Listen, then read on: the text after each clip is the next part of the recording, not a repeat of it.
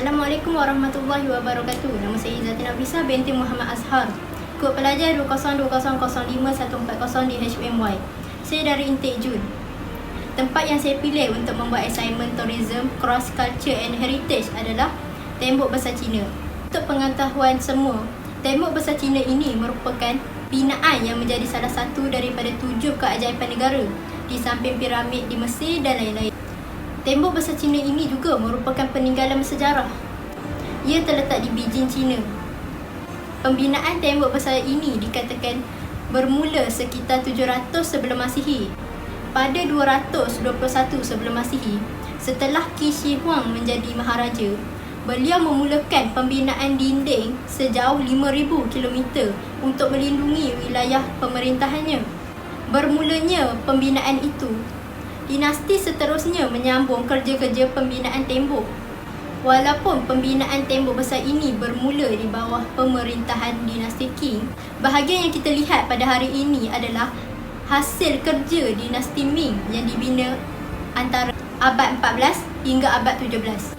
Ramai yang menganggap Tembok Besar Cina ini merupakan tembok yang panjang yang dibina sekaligus.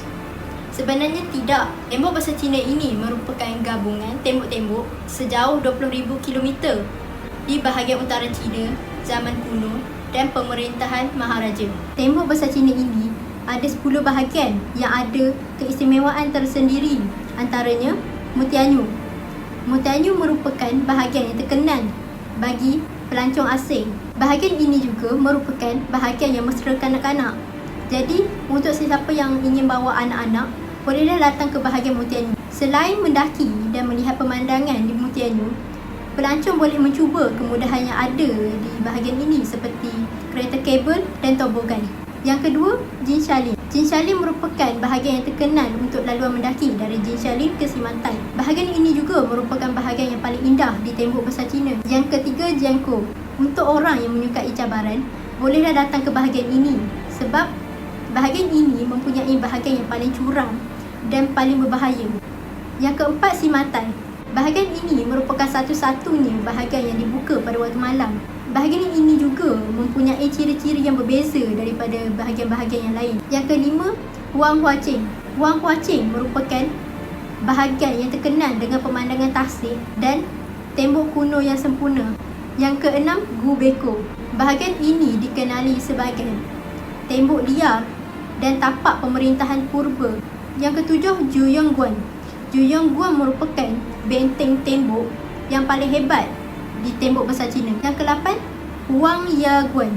Setiap bulan Mei, terdapat lumba lari di bahagian ini yang dikenali sebagai Great Wall Marathon. Jadi, sesiapa yang ingin marathon di Tembok Besar Cina, bolehlah datang pada bulan Mei. Yang ke-9, Shanghai Pass. Shanghai Pass merupakan bahagian yang berakhirnya di tepi pantai. Yang ke-10, Badalin. Badalin merupakan bahagian yang paling ramai pelancong Cina datang. Sebab yang pertama, Tembok Besar Cina ini merupakan binaan buatan manusia yang terpanjang di dunia. Panjangnya kira-kira 21,196 km. Tembok Besar Cina ini diibaratkan seperti seekor naga yang besar. Kepalanya di Beijing, China dan ekornya di padang pasir di wilayah Gansu yang berdekatan dengan laluan sutera. Sebab yang kedua, pelancong boleh menambah serba sedikit pengetahuan tentang sejarah Cina. Tembok Besar Cina ini mempunyai sejarah panjang, kira-kira 2,700 tahun. Hal ini ia dapat memberi sedikit pengetahuan tentang sejarah Cina. Sebab yang ketiga, pelancong boleh menikmati pemandangan semula jadi yang hebat. Kebanyakan tapak tembok dibina di lereng gunung yang mempunyai pemandangan semula jadi dan udara yang segar. Sebab yang keempat, pelancong boleh menguji keberanian dan kekuatan fizikal mereka. Kira-kira 2 jam untuk mendaki di bahagian Mutianyu dan bahagian Badalin. Terdapat juga bahagian liar seperti Jiangkou.